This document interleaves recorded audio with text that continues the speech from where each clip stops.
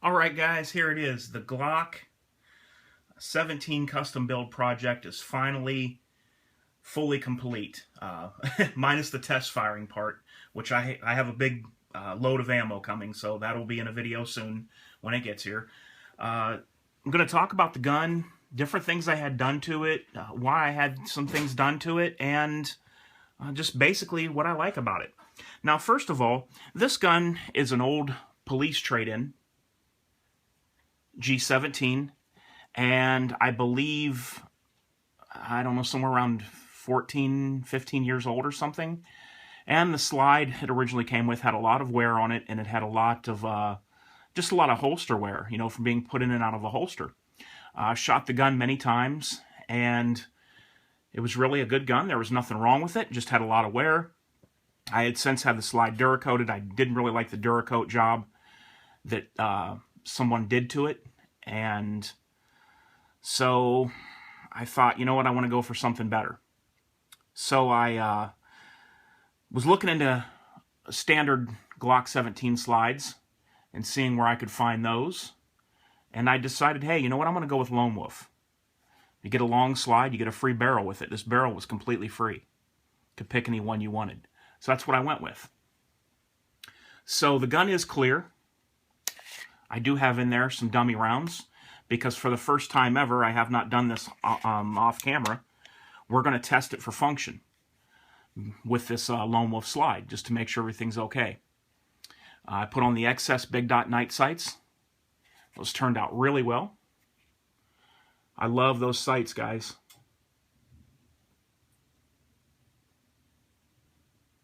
Love them. Turned out really well. No issues there. And this is, like I said, this is a threaded barrel. It's a G34 threaded barrel, so you can put a suppressor on. And I didn't know at first if I wanted to go with a... See this thread protector here? This came silver. Originally, I was going to keep everything silver. The barrel and the slide. That's why this is the wrong color right now, the slide plate cover. I did not realize that I was going to send this to MG Precision until I got all the parts here and thought, you know what, I want to do something more to it. So for right now, I'm stuck with this until I get, it'll just probably be an all black one. But for now, that's what I have. Now the thread protector came silver, and when I had him do this gun, the barrel is titanium nitride coated in gold, and the slide is titanium nitride black. I didn't know if I wanted this to be gold or black, what would look best. I figured then I would go ahead and go with the black just to give a contrast against the gold barrel and the gun. If I ever wanted this to be gold, I could take it back to them and for probably $15 have this gold. But for right now, I'm going to leave it like that. Now this is the Lone Wolf slide that has the cutout. You can see the titanium nitride gold barrel in there. Now these, the titanium nitride will not affect function of even your tightest custom 1911s, let alone this. It's only 3 microns when it's added. 3 microns, which is almost nothing. So you could buy a brand new Wilson Combat that's tight as could be off the shelf and coat it with these titanium nitride coatings, and it would not affect function any more than it would have from factory. So you don't have to worry about any clearances or tolerances or anything like that. And I'll show you in a minute, but what's cool is even inside the barrel, when they do these, they coat the inside of the barrel gold. I had the frame stippled. This is MG Precision's, it's called the Carry Stipple. I really like this stipple. It looks better in person than it does on video and on camera. I left the pins not stippled. Normally I don't, when I grip, nothing touches there, and I wanted it to break up the pattern, and then of course I really needed it stippled up here. I had the trigger guard undercut, which is a must for me. I have big hands, and this gets my hands up there. It brings my finger a little closer to my thumb without all that meat pushing my finger down, because my finger's wide. So it lets me get a little bit higher grip. This gun sits in my hand like it does most people's hand normally. Before, I was always low trying to fight my web up there, because the reason that was is because having fingers that are bigger around, the more space you have, the more you have pushing down here, the bigger of a gap it creates between this and the web of your hand, and it starts to move the web of your hand in a different position than it should be. So this brings the web of my hand right up to where I need it. I could never grip a Glock like that before, ever in my life. Now, most people don't have that problem. Only if you're going to be only if you're a bigger person or something like that, or just have unusually big hands, is that going to affect you. I'm just trying to give you some of the reasons. Some guys that are new to guns, they don't understand why we do these things that we do. So bear with me for the new guys that just want to know why. Now, the reason for this stipple, it's not a thing for looks at all. Even though it does look good, you want it to look neat. The stipple is just simply for grip.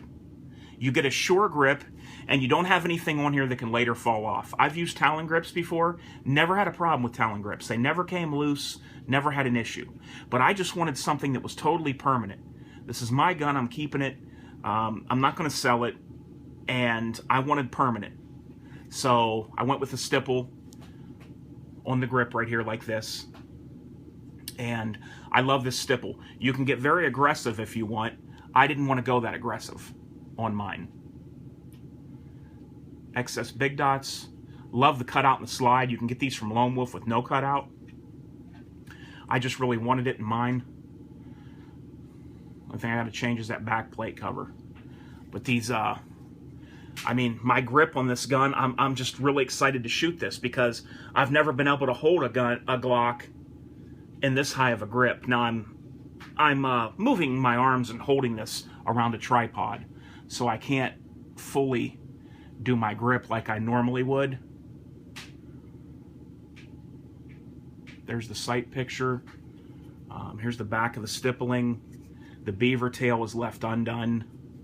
What they did under here is what I believe that you really need when this is done, is when they undercut the trigger guard, they smooth it out. Now this is factory here, this right here. See all that texture? This is even smoother and better feeling than when it came from factory. You know, not that the factory couldn't do all this stuff, it would just take so much more, it would take the price of the guns up so much more man hours.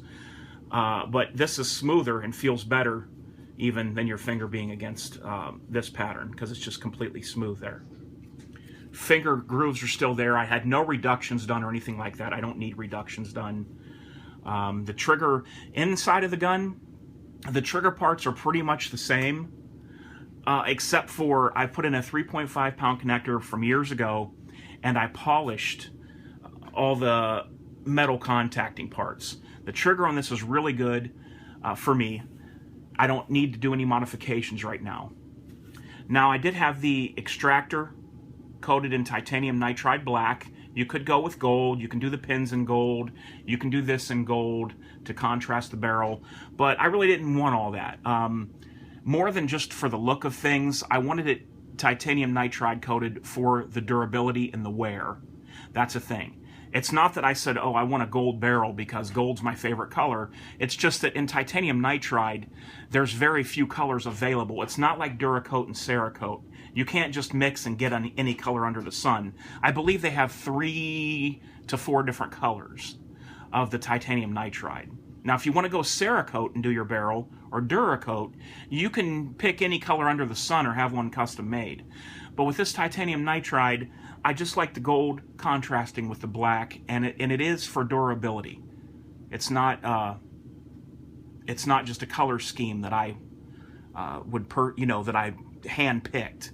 It's for durability and wear. You can see the barrel down in there. Everything came out just awesome.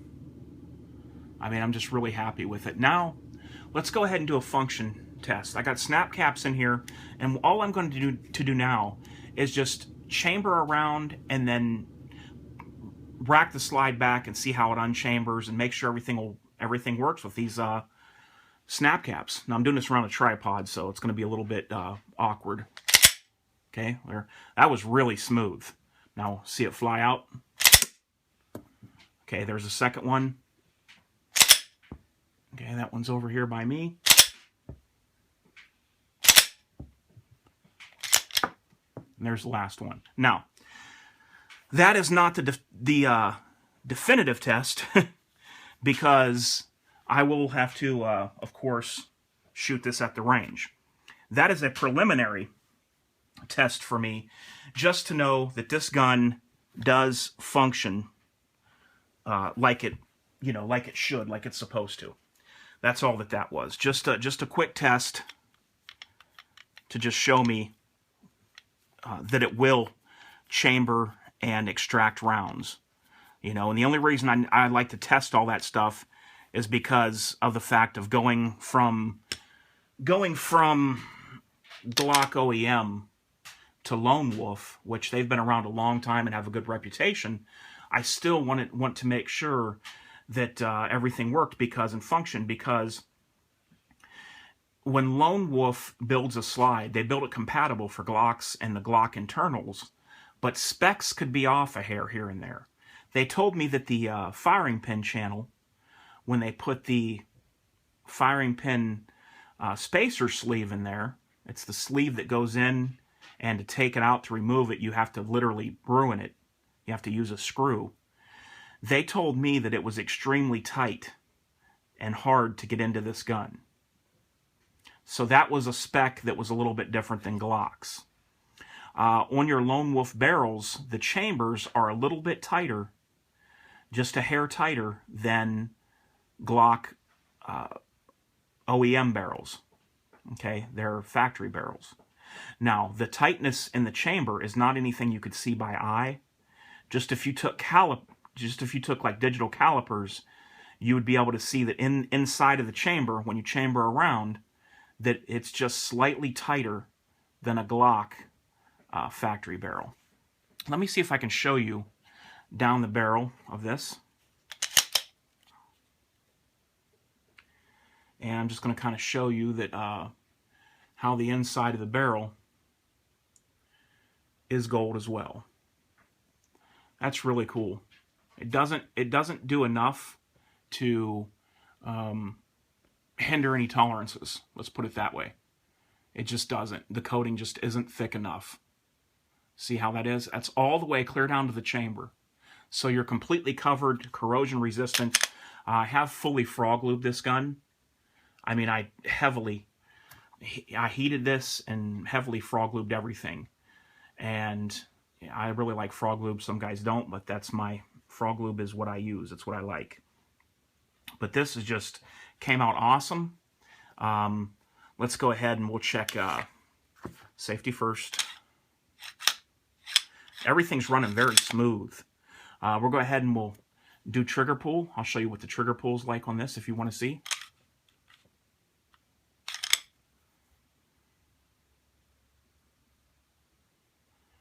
Okay, basically I'm pulling up the slack, and now I'm just going to slowly press. Okay, I'll show you the reset. Now this is the same trigger I've had in this gun for years.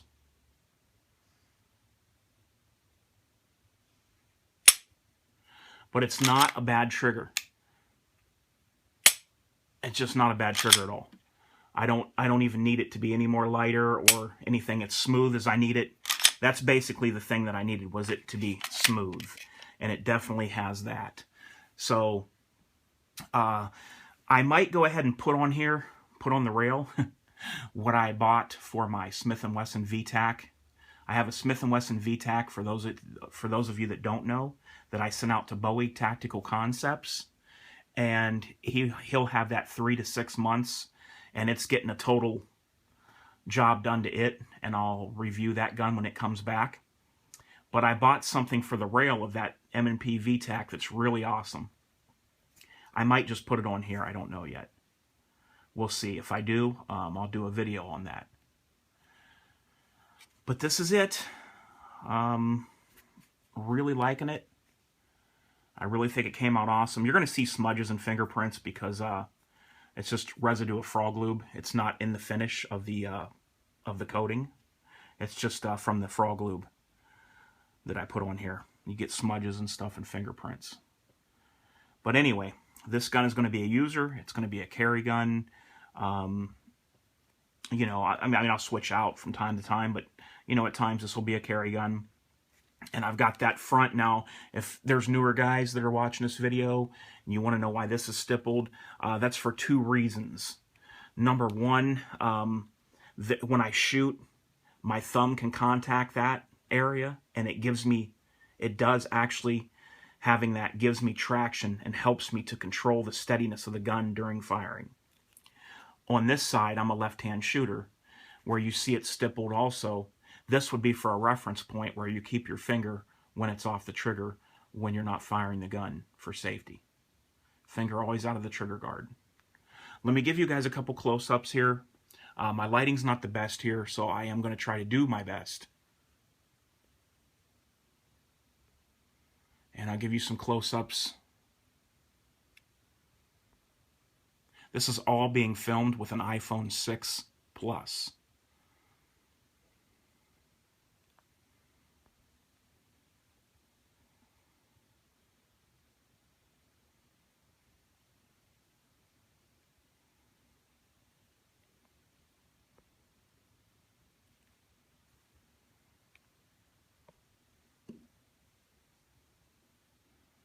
And I'm sure you guys will see this gun and many more videos to come. I got to do some changes to my lighting.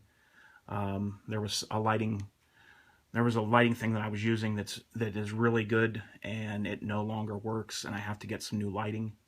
But when I get new lighting and stuff, you'll see more of this. You will see more, I guarantee you that. Just looks great, doesn't it? And that gold color against that black. Undercut trigger guard feels awesome. Not too shabby for a 14, 15-year-old police trade-in, is it? All right, guys, there it is. I hope you like it. Some don't. If you don't like it, hey, I totally understand. You can go ahead and comment that. I'm not going to ban you. I'm not going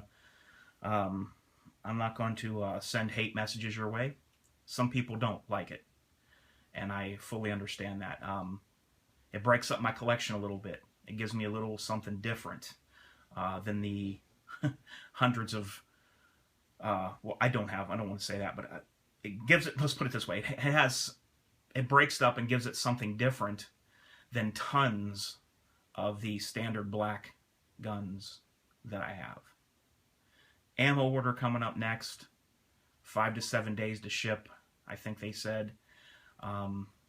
I'll give you guys all the info on that and prices and where I got it from when that gets here. I'll unbox it, the whole 9 yards. All right, guys. There it is. All right, everyone. Hey, thanks for watching. I appreciate the thumbs up. Thanks for all of your good comments. Victor, little shout out to you. Friend of mine up in Canada. Really good guy. Lives up there in Canada. And he always gives me good comments on my videos. I have so many other people too. The old 1911, just so many guys. I can't even think of them all. But I appreciate everyone that watches the videos and thumbs up and likes. And I hope you guys have a great day and have a great weekend. And I'll talk to you real soon.